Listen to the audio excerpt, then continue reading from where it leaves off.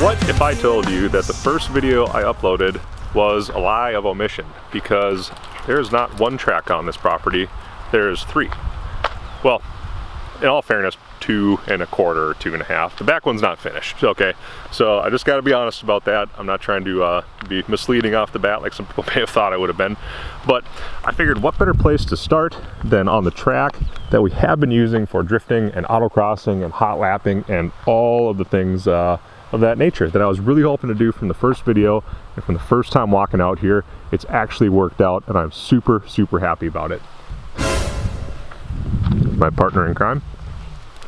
So you see here, I've got some orange marks, and these orange marks are where we had cones laid out a couple days ago with my buddy Cody and his Time Attack Oldsmobile Cutlass. I'm going to show you a quick clip of Cody's car out here, and we found that this is going to work amazing for autocrossing.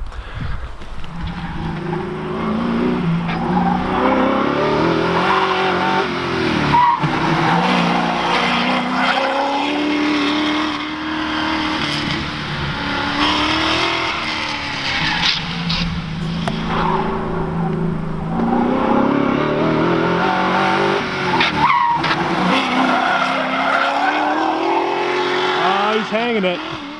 So that was Cody's car out here a couple of days ago, and this is a karting track, okay? I thought I was kind of clear about that in the last video, but maybe I wasn't clear enough, but this is for karting. This is made not necessarily for shifter karts, but it would be for micro sprints or winged sprints, for like mini sprint cars that kids and families come and race and stuff. And that's what this track is. And farther back, where all that fencing is, there's a clay karting track, and I'm going to show you that right now. This used to be a very nice facility, and it was very well loved locally by people that did karting. After I purchased it, I actually didn't really know much about the place before buying it. I just happened to find it when I parked out front one day shooting a video on the Trans Am where I was actually doing the headlight rebuild video. So if you look back at that, you'll see that I was parked in front of an old bar that was kind of dilapidated, and I saw over the field that was there a building standing up. So I took a little walk back, and what I found was the racetrack.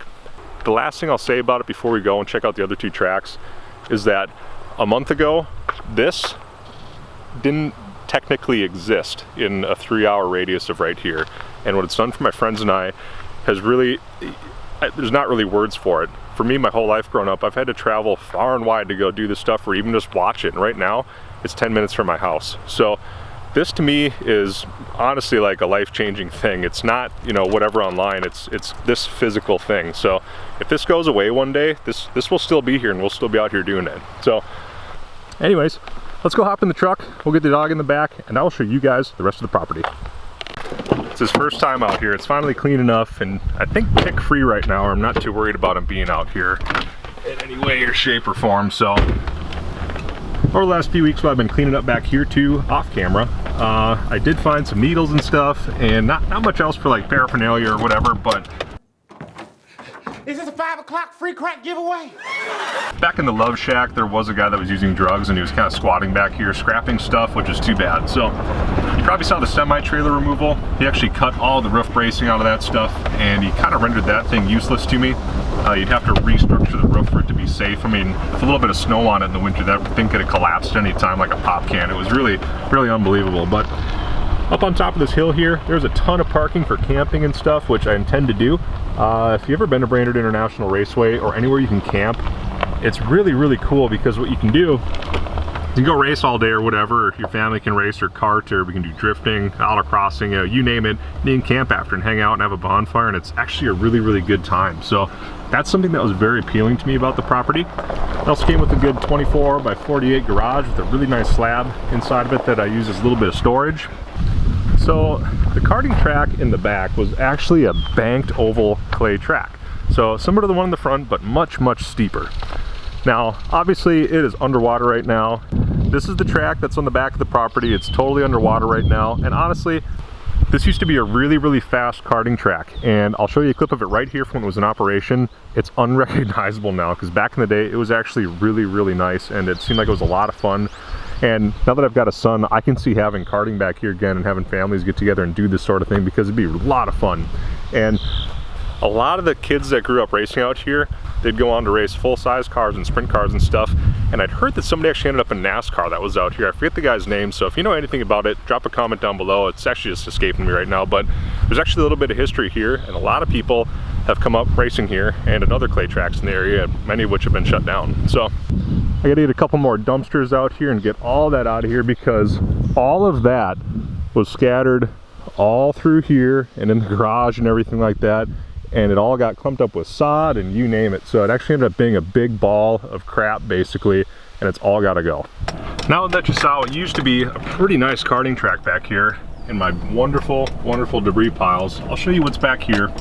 The guy who owned it prior to me was really into racing. The people that he was partnered up with were also into racing. Now apparently they had ended up starting to build this track back here without a permit. Now, to the best of my understanding, between that and the people that were leasing the track from them at the time actually ended up making the place get shut down. Their conditional permit to operate the place as a karting facility was revoked. Now, what that doesn't mean is that in the future someone else can't buy it and operate it in a different capacity. And by the looks of it so far, that person's me. So this is the back half of the property. This might lend itself really well to a rallycross type place or something to do with mud truck type stuff where it's wet. It's actually a pretty flat grade all the way around. It's a little bit banked on this side and it's pretty steep on that side. I don't know if you can tell because where I cut with my brush hog was actually just around the top of the bank, so you can see how it's on a hillside over there. They're actually going to grade this out to be a banked oval track all the way around, very similar to the karting track but much bigger obviously. So this is what I'm going to call the quarter finished track on the property. It's actually not done, obviously. It's so very far from done, but they were building a track back here. So there's a little bit of debris out here, but we cleared out most of it. For now, we'll be shooting some steel back here and all sorts of other fun stuff that you can't do in town. And that's pretty much the story with what's back here. It was to be a clay car track and it ended up just not happening. And it ultimately, as far as I can tell, was the demise of the place. So I'll take you all the way around the back loop and we'll go back to the front of the property and wrap up today's video. One thing to note before we go back to the front of the property is on the back of it here, it's maybe a couple hundred feet away from Copper Creek, and that was its prior namesake. And to get down there, you walk pretty much straight down. So it's not really a good frame of reference, but those trees are probably, if I look straight out, all the way down to the bottom of that hill there is probably 80 or 100 feet if I had to guess. 60 anyways, so this will give you a little bit of an idea of the scale of the place. So many people have compared it to what Cletus is doing at the Freedom Factory. I'll make it super clear that it's just apples and oranges, and it's not what I'm trying to do. What I'm trying to do is make something happen locally, and so far, so good.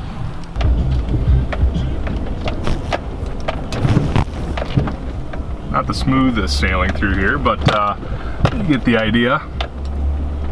The guy was actively working on it when they got shut down, so it's kind of just in a paused state, if you will. And I'm not quite sure what to do back here. If you guys have any idea of what we can do back here or what you'd like to see done, drop a comment down below, because we are paying attention to this stuff. And if there's any suggestions that we like, we'll end up doing them out here. So that's pretty much the rest of the story, and I just wanted to give you guys a better idea of what the entirety of the property was like. So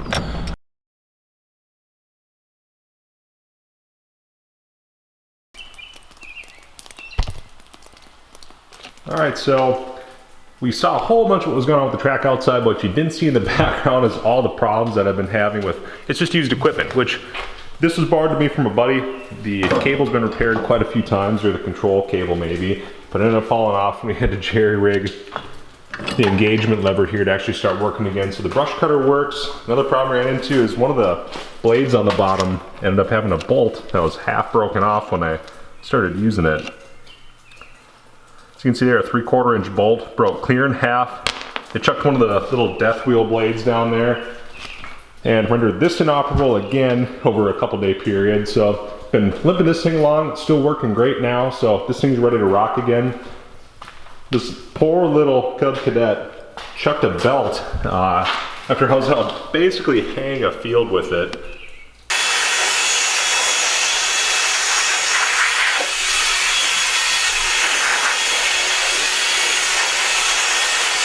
And ended up having the mower deck off here like you saw in this last little clip.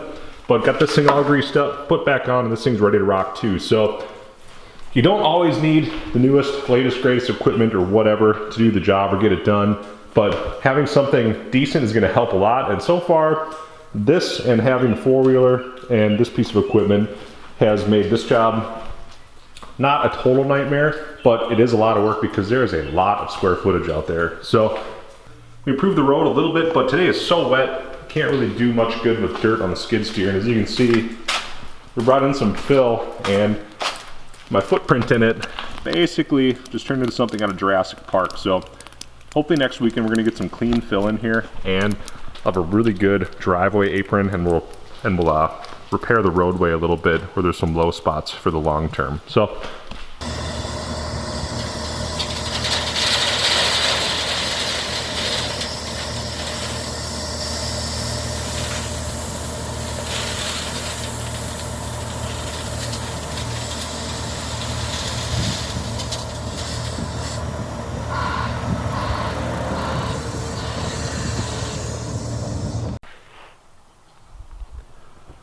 all right, so the situation right now out of the property is that I've got to get rid of a whole bunch of stuff, and there's chairs, there's a washing machine, mini fridge. That whole pile of garbage out there, right there, is much larger than the 20-yard dumpster that I actually bought. So I already got that thing like probably an eighth of the way filled with stuff just from the garage, or what I'm gonna call storage, or the love shack. It's already getting full, so I'm probably gonna need a couple of dumpsters. The whole driveway apron right here is made out of, right now, clay and some class 5, but it's really not ideal. What I ended up getting is about 20 yards of class 5 right here. It's pretty good material. I had a dump truck drop off this pile in the back. It's about 10 yards, and here's, you know, another 10 or so right here. But it's pretty good material. I think it's gonna pack up nice.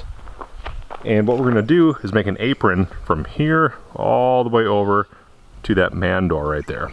So we're gonna have somewhere nice and clean to work and pull equipment or vehicles or whatever the case may be in and out for a while.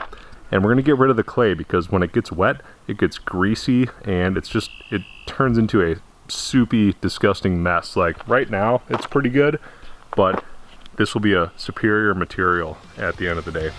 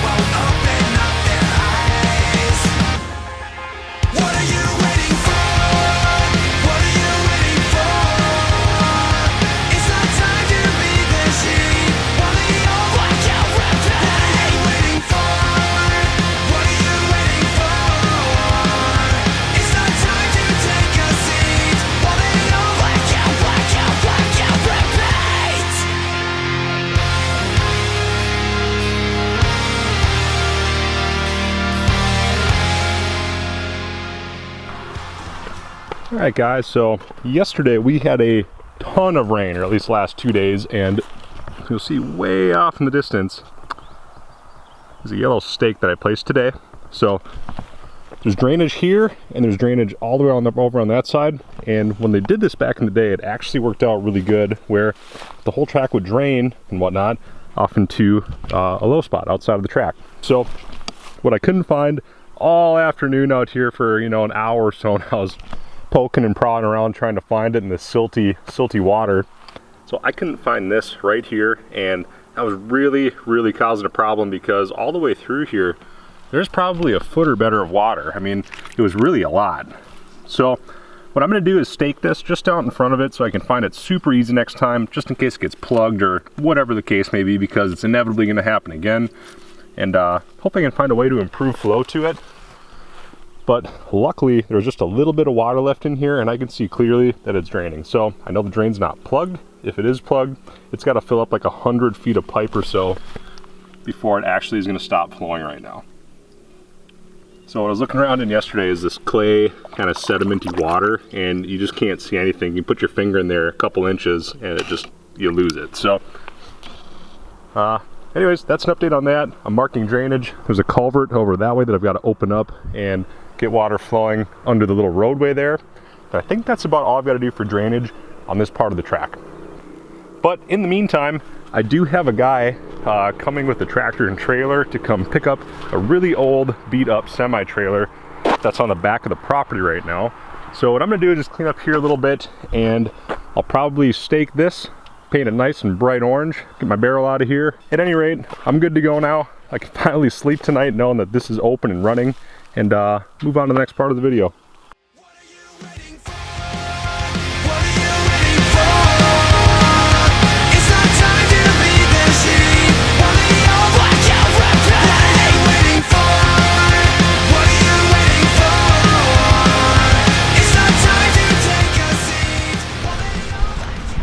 Also had a guy stop by and check out the grader. Now, I know a lot of people probably would like to see this thing on the road again, but it being on the road again will not be by my hand. So I got air in all the tires over the last couple of days, or yesterday when I was here rather. She's good to go now, so this is pretty much worth scrap or parts value. Like I'd said before,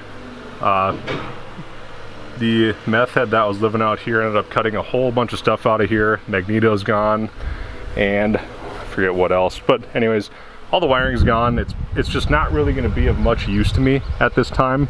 So unfortunately, this is going to go away. I'm going to get another piece of equipment running out here, but that'll probably go away too. So it's kind of a neat old beast. It's too bad it got parted out like it's kind of getting parted out. But it's going to go to a good home. It's a guy that lives up on the hill that has a whole bunch of equipment like this. So this will end up going to a good home.